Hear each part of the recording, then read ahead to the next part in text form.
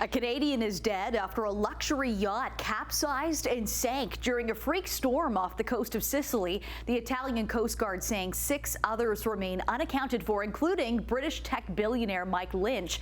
8 of the 15 people rescued were taken to hospital. Lynch's wife was among those survivors.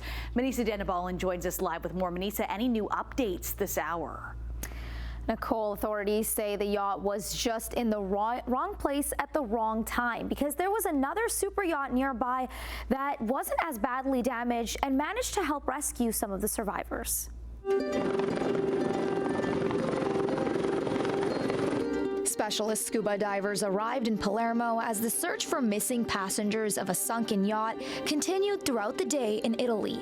Authorities have said Canadian, British, and American tourists were on board when the boat overturned early this morning, but it's still unclear how many Canadians were involved. British tech giant Mike Lynch, who was acquitted in June in a big U.S. fraud trial, is among 6 people who remain unaccounted for, including his daughter. It all happened after their charter yacht sank off Porticello when a tornado over the water known as a waterspout struck the area overnight. This morning we got this very strong orkan gust, and we had to start the engine to keep the ship in an anchor position, and we watched the ship behind us not to touch them. And we managed to keep the ship in position, and after the storm was over, we noticed that the ship behind us was gone. The captain of another yacht who witnessed the tragic moment says they picked up 15 people from a life raft, including a 1-year-old child. 4 people injured, 3 heavy injured, and we brought them to our ship.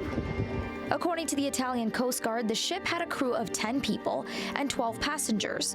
One body believed to be the cook was found near the wreck, and police divers were trying to reach the hull of the ship, which was resting at a depth of 50 meters.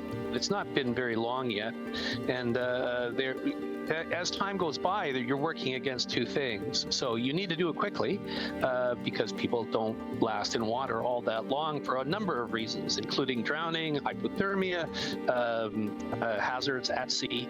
But they also have more resources available. So as time passes, more shipping searchers will be able to congregate around the area. So this will actually help the effort.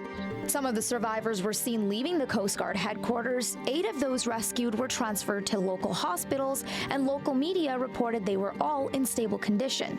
A Palermo doctor confirmed the survivors suffered minor injuries. The 56-meter British-flagged Bayesian was notable for its single 75-meter mast, one of the world's tallest made of aluminum. I'm not familiar with this particular yacht. It's being described as a super yacht, and those things tend to be kitted out with every safety feature that it's possible to have. Plus, basically, they're a giant floating thing in the water with a lot of ballast. So that ballast keeps it upright.